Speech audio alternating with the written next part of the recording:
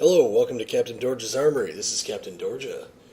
What we're looking at right here is the M18 Hellcat. This is an American Tier 6 tank destroyer. As you can see, has a turret. Quickly look in the tech tree. We know the Americans have two tank destroyer lines. They have the non-turreted and the turreted tank destroyers. And at Tier 3 right here, you have the T-82, and that branches off into the non-turreted and the turreted line. The non-turreted line, at Tier 4 you have the M8A1, very good.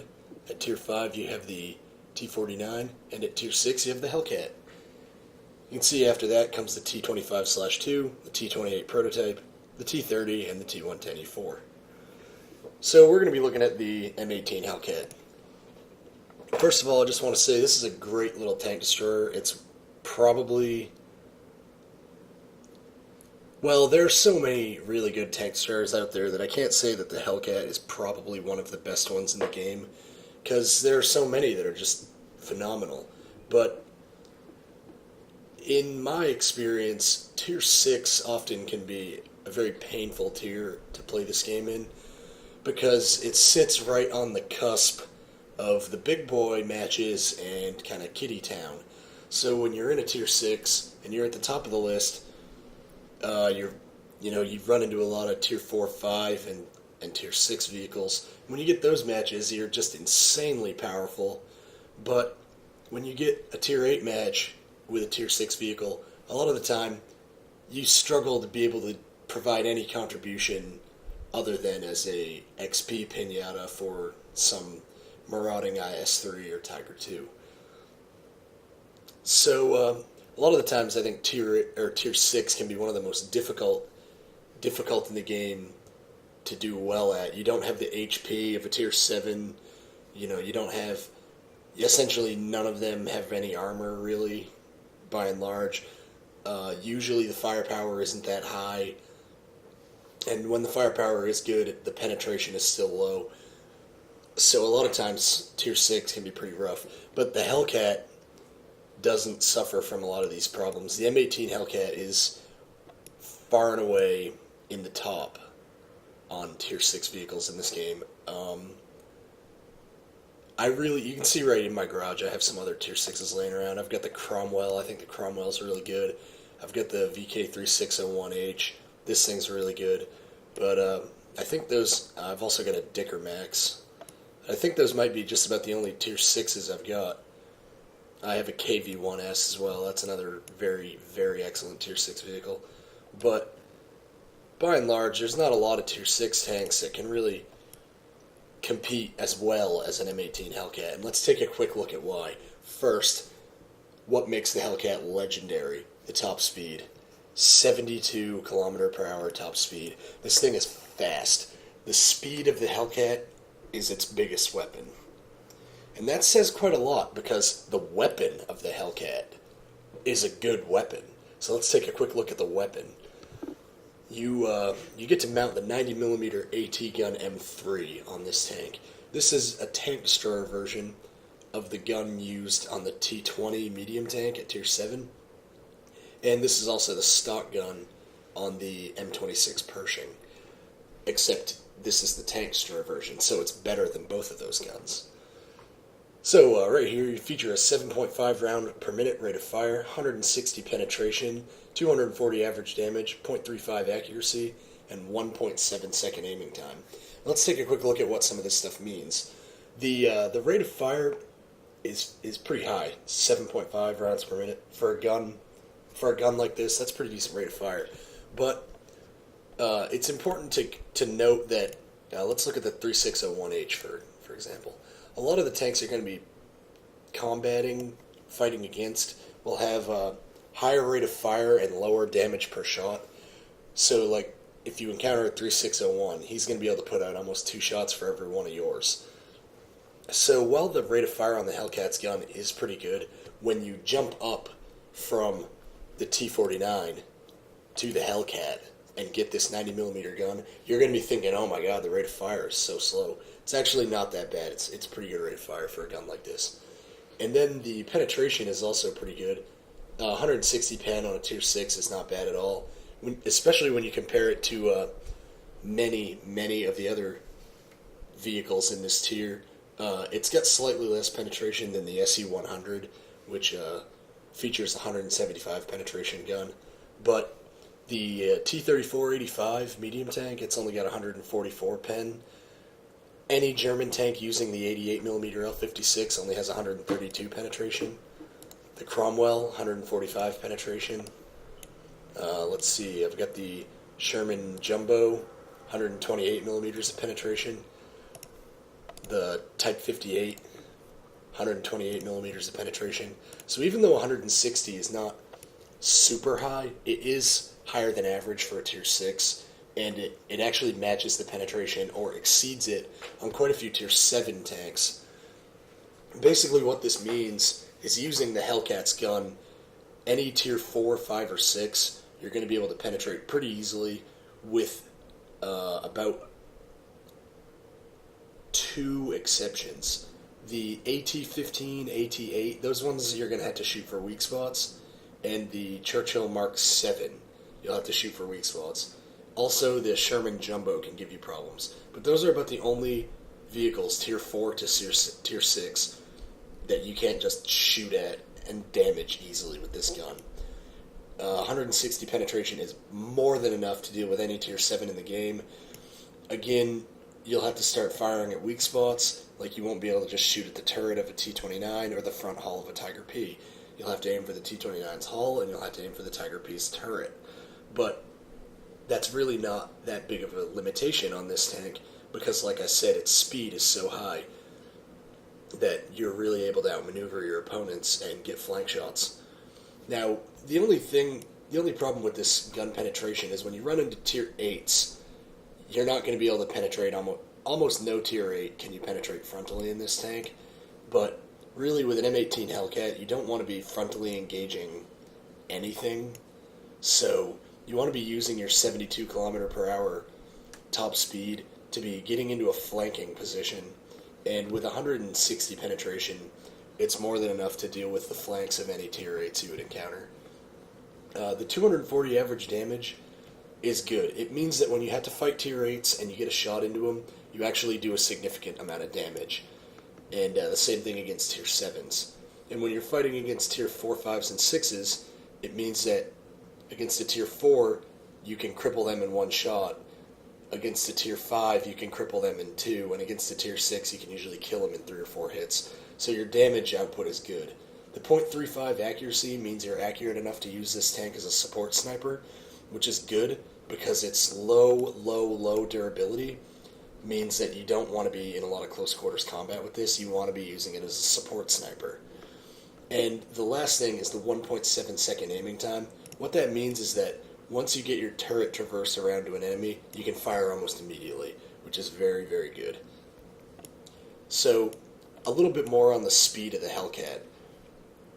The Hellcat plays actually pretty similar to the M8A1 and the T49, which come at Tier 4 and Tier 5, right before the Hellcat. So that's good. They're like a training vehicle. So with this TD, a general strategy is you want to use your speed early to get to an advantageous position where you can get off a couple of ambush shots and then retreat. That's kind of something that I keep in the back of my mind. I want to get advanced quickly, but not stupidly. I want to take a good position early and fight from it, but the moment that position looks like it might be compromised, I want to use my speed to get out. Also, this thing is not a medium tank, and it's not a light tank, and even though it's really fast, you can't play it like a medium or a light, because your traverse speed is only 30 degrees. This TD does not turn very well when you're at full speed. You have to slow down a lot to traverse your hull effectively. And more importantly, the turret only traverses at 16 degrees per second. Let's compare that to one of the worst traversing turrets in the game. The VK4502P Osif B Tier 9 German Heavy. Its turret turns faster than your Hellcat. So in the Hellcat, you simply can't be playing as a medium tank because your hull traverse and your turret traverse, they just let you down. You can't do it. Also to note, this tank essentially has no armor whatsoever, and you only have 570 hit points. So you need to be either stealthed, or you need to be in hard cover, or you need to be not on the front line. Because once this thing starts taking hits, it falls apart faster than anything. Just about any tank in the game is going to survive under fire longer than a Hellcat. So, well, we've been in the garage for quite a while on this M18, so I'm going to show you guys a review, or a match that I played in this vehicle. I played it in a platoon with my friend Blackjack Pershing. We were both driving Hellcats, and I'll tell you right now, it wasn't the best matchmaker situation. And we were able to be an incredibly powerful force in the match to come. So let's take a look at this match right now. Alright, so you can see that the match we're in here is an encounter battle on Porgorovka. You can also see that it's a tier 8 match, and it's not a match with just 1 or 2 tier 8s. There are quite a few tier 8s. To make things a little bit more fair on the lower tier guys here, the matchmaker hasn't been as unkind as it could. You can see the enemy team only have 3 tier 7s, and then they have actually about half tier 6s on their team, and one very, very unfortunate tier 5 per team. You can see the enemy type T-34, he's platooned with a 3001P, and the enemy KV-1 is platooned with a KV-1S. So, there you can see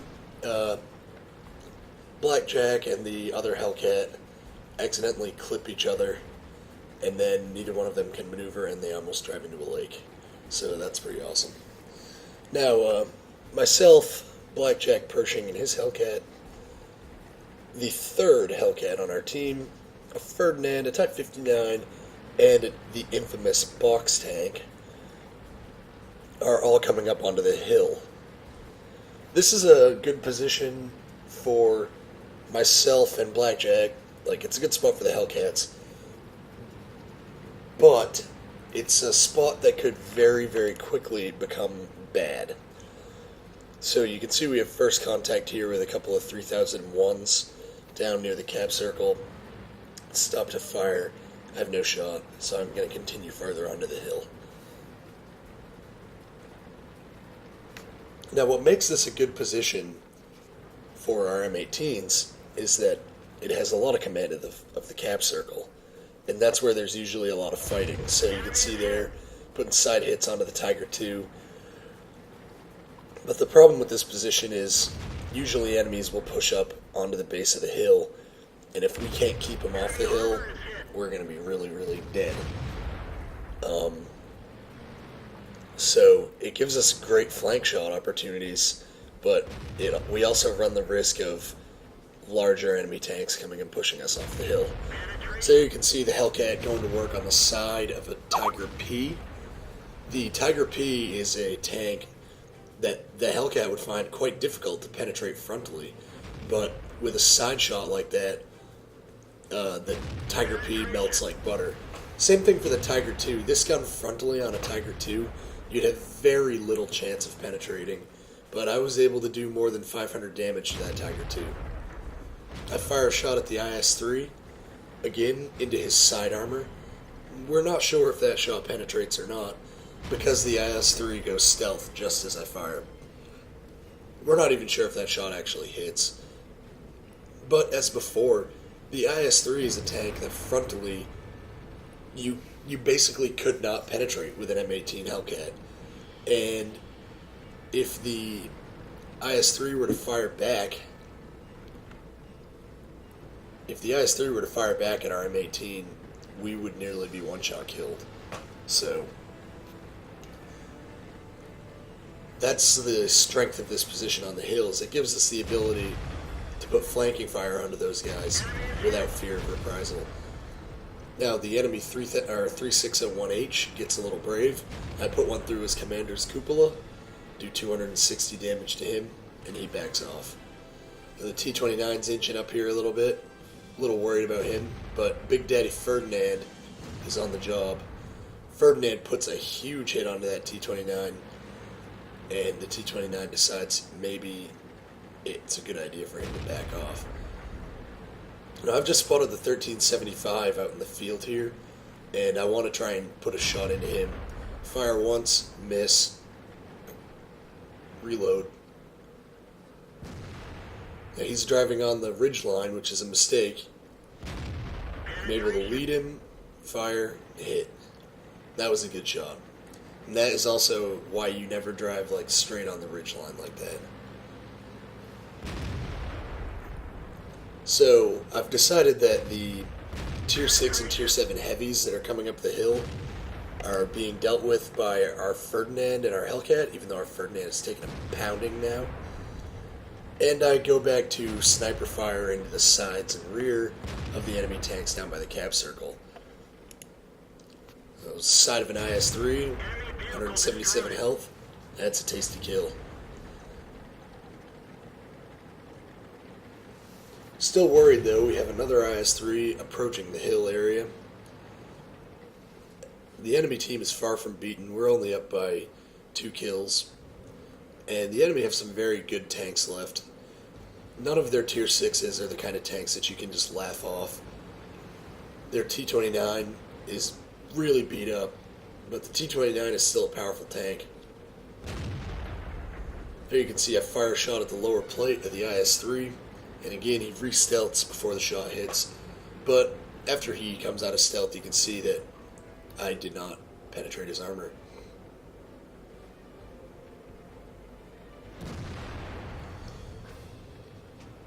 Now we have a low health Pershing driving into the cap circle.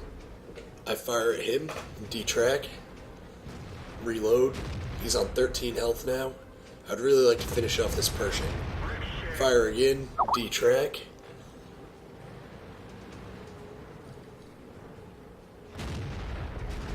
Reloading, and Blackjack finishes off the M26. So what I'm thinking here is I'd really like to be shooting that IS-3 in the butt, and he gives me a good opportunity, and I fire. Not only do I do 200 damage, but I detrack him, so I'm going to hold this IS-3 here and continue to hit him, and I managed to set him on fire, doing 519 damage with one shot because I set him on fire. And the IS-3 backs up again, and I believe at this point we start taking out his cover. Yes, and he backs up out of his cover, allowing me to put the kill shot into him. I take a big hit right there from the AC-48, and this is where I do something dumb. Boom. Killed by the T-29. What I was thinking of doing right there with the T-29 was twofold. First of all, I wasn't expecting the AC-48 to put a 440 damage hit onto me right before I moved, but I was thinking that the T-29 was closer to where the Ferdinand died, not as far back, so I thought it would be easier to get behind. I also didn't realize how bumpy the terrain was here, which was going to slow me down a lot. And I thought that when I started moving forward, this Hellcat and maybe even the box tank and Blackjack were going to come forward with me, but that didn't happen. And I ended up dying in kind of a stupid way. But let's stick around till the end of the match. So you can see that from up on top of this hill, we've been able to exert a lot of control over the cap circle area and really provide a lot of fire support for our friendly tanks. And the Hellcat and the box tank push on the T-29 and kill him. And they race into the enemy. And Blackjack kills the AC-48. Match is over. So let's take a look at some post-battle results. You can see here that I had a pretty good match. 2,098 experience. That is not doubled. That's just with a premium account. 57,037 credits. Or 57,370 credits, rather. You can see that I did 2,880 damage and 1110 detection damage. That's a lot of damage from a Hellcat, and that's quite a bit of detection damage as well. But this is a tier 8 match, and I was firing at quite a few tier 8s, and almost everything else was tier 7. That's not true. But being able to do 2800 damage in a Hellcat in a match like this at all is pretty good. So that was good enough for the Mastery Badge Ace Tanker. Mastery Badge Ace Tanker is actually pretty hard to get in the M18 because it's such a good vehicle, and there are players out there who are very, very good at driving the M18. So to get high enough for Mastery Badge Ace Tanker is very difficult. Master Gunner and Sharpshooter, don't really care about either one of those. Confederate's a nice award that I like to get. You can see all the damage done, the kills. Did a lot of criticals to that IS-3 that I lit on fire, and some detection damage right there. You can see that if you sort the team by experience earned, I came out on top with 1399, and in damage I was only 209 damage behind our IS-3 for top damage in the team. This AC-48 had an amazing game. It's really unfortunate for him that it was a defeat. Anytime you do 5,000 damage and it's not a victory, that's just really unfortunate. So this guy was a really good player. This T-29 had a really good game as well. And the Pershing didn't do good, but he didn't do bad either. Same for this KV-1S. Pretty much everybody else on the enemy team didn't have a very good game. And on our team, basically everyone above the SU-100Y had a good game, and everybody else didn't have such a great game. What I think is interesting is that this match was such a beast match for me, but for Blackjack, he wasn't able to get hardly any damage in, and I think most of that could be attributed to our positions on the hill. Blackjack was very far back at the back of the hill, and he stayed there almost the entire match. And I was much farther forward on the hill, which gave me shots at targets at the base of the hill, which Blackjack wasn't able to engage. And it also gave me a better angle for flanking fire into the town. From Blackjack's position, he was shooting almost at 90 degrees to the town, but I was shooting almost directly from the opposite direction. So I think that the effectiveness of our positions really shows. And you can see that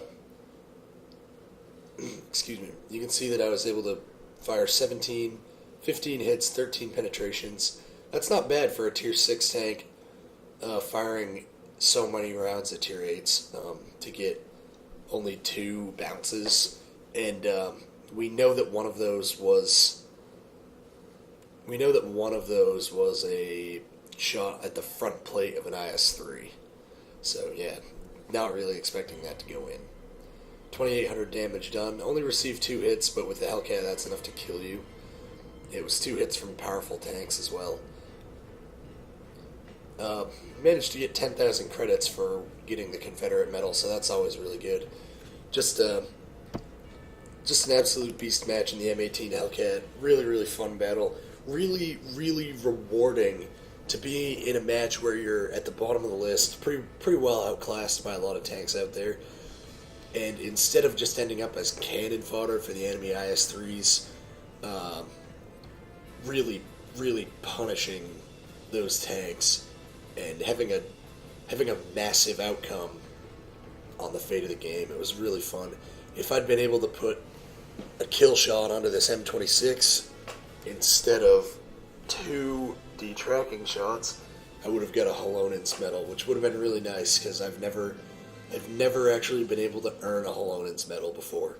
So I was really disappointed that I missed out on it by 2 detracking shots. Well, that's all for now for Captain Dorch's Armory, and just remember, guys, you can never have enough big guns.